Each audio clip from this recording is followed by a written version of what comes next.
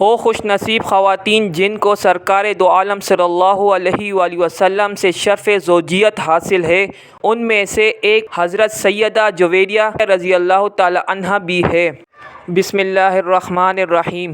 پیارے سامعین و ناظرین السلام علیکم۔ امہات المومنین سلسلے کی یہ 8ویں ویڈیو ہے۔ ویڈیو کے اینڈ میں ان کے بھائی کا ایمان لانے کا بھی واقعہ بڑا تعجب خیز ہے۔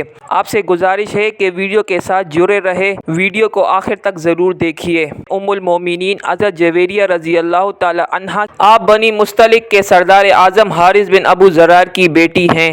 غزوہ موریسی میں جو کفار مسلمانوں کے ہاتھوں میں گرفتار ہو کر قیدی بنائے گئے تھے، انہی قیدیوں میں حضرت جویریہ رضی اللہ تعالی عنہ بھی تھی۔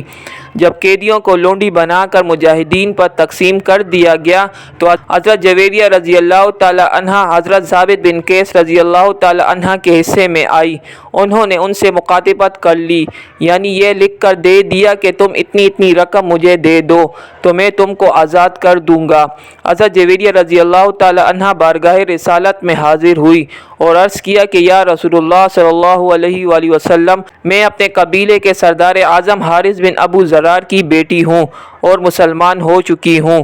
ثابت بن قیس نے مجھے مکاتبہ بنا دیا ہے، مگر میرے پاس اتنی رقم نہیں ہے کہ میں بدلے کتابت ادا کر کے آزاد ہو جاؤں، اس لیے آپ اس وقت میں میری مالی امداد فرمائیں، کیونکہ میرا تمام خاندان اس جنگ میں گرفتار ہو چکا ہے اور ہمارے تمام مال و سامان مسلمانوں کے ہاتھوں میں مال غنیمت بن چکے ہیں اور میں اس وقت بالکل ہی مفلسی اور بے کسی کے عالم میں ہوں۔ حضور رحمت للعالمین صلی اللہ علیہ وآلہ وسلم کو ان کی فریاد سن کر ان پر رحم آ گیا۔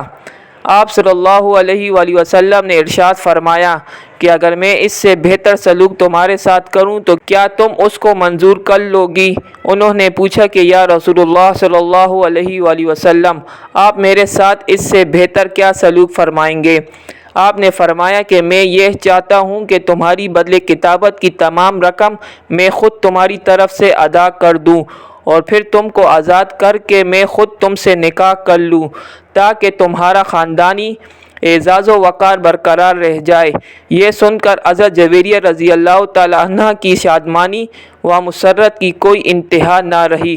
انہوں نے اس اعزاز کو خوشی منظور کر لیا۔ چنانچہ حضور صلی اللہ علیہ وآلہ وسلم نے بدلے کتابت کی ساری رقم ادا فرما کر اور ان کو آزاد کر کے اپنی ازواج مطہرات رضی اللہ تعالی عنہن میں شامل فرما لیا اور یہ ام المومنین کے اعزاز سے سرفراز ہو گئی۔ جب اسلامی لشکر میں یہ خبر پھیلی کہ رسول اللہ صلی اللہ علیہ وآلہ وسلم نے حضرت جویریہ رضی اللہ تعالی عنہ سے نکاح فرما لیا تو تمام مجاہدین ایک زبان ہو کر کہنے لگے کہ جس خاندان میں رسول اللہ صلی اللہ علیہ وآلہ وسلم نے نکاح فرما لیا اس خاندان کا کوئی فرد لونڈی غلام نہیں رہ سکتا۔ چنانچہ اس خاندان کے جتنے لونڈی غلام مجاہدین اسلام کے قبضے میں تھے فوراً ہی سب کے سب آزاد کر دیے گئے۔ یہی وجہ ہے کہ حضرت عائشہ رضی اللہ تعالی عنہ یہ فرمایا کرتی تھی کہ دنیا میں کسی عورت کا نکاح حضرت جویریہ رضی اللہ تعالی عنہ کے نکاح سے بڑھ کر مبارک نہیں ثابت ہوا، کیونکہ اس نکاح کی وجہ سے تمام خاندان بنی مستلق کو غلامی سے نجات حاصل ہو گئی۔ حضرت جویریہ رضی اللہ تعالی عنہ کا بیان ہے کہ حضور صلی اللہ علیہ وآلہ وسلم کے میرے قبیلے میں تشریف لانے سے 3 رات پہلے میں نے یہ خواب دیکھا تھا کہ مدینہ کی جانب سے ایک چاند چلتا ہوا آیا اور میری گود میں گر پڑا۔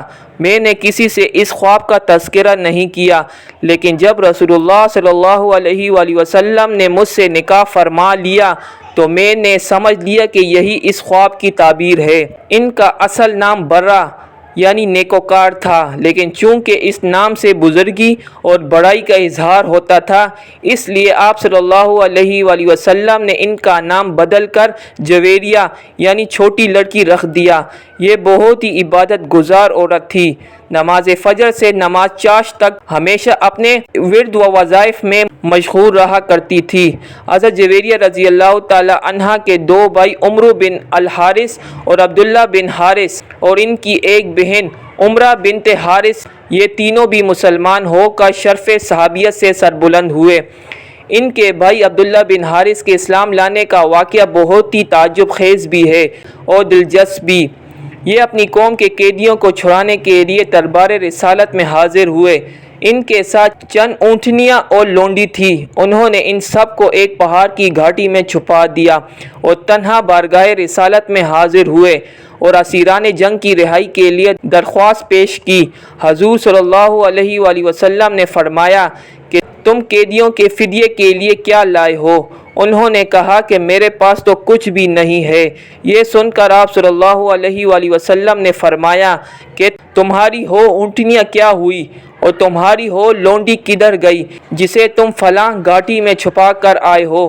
زبان رسالت سے یہ علم غیب کی خبر سن کر عبداللہ بن حارث حیران رہ گئے کہ آخر حضور صلی اللہ علیہ وآلہ وسلم کو میری لونڈی اور اونٹنیوں کی خبر کس طرح ہو گئی۔ ایک دم ان کے اندھیرے دل میں حضور اکرم صلی اللہ علیہ وآلہ وسلم کی صداقت اور آپ کی نبوت کا نور چمک اٹھا اور وہ فوراً ہی کلمہ پڑھ کر مشرف با اسلام ہو گئے۔ حضرت جویریہ رضی اللہ تعالی عنہ نے 7 حدیثیں بھی حضور صلی اللہ علیہ وآلہ وسلم سے روایت کی ہیں، جن میں سے 2 حدیثیں بخاری شریف میں اور 2 حدیثیں مسلم شریف میں ہیں۔ باقی 3 حدیثیں دوسری کتابوں میں مذکور ہیں اور حضرت عبداللہ بن عمر، حضرت عبید بن سباق اور ان کے بھتیجے حضرت طفیل رضی اللہ تعالی عنہم اجمعین وغیرہ نے ان سے روایت کی ہے۔ 50 ہجری میں 65 برس کی عمر پا کر انہوں نے مدینہ طیبہ میں وفات پائی اور حاکم مدینہ مروان نے ان کی نماز جنازہ پڑھائی اور یہ جنت البقیع کے قبرستان میں مدفون ہوئی۔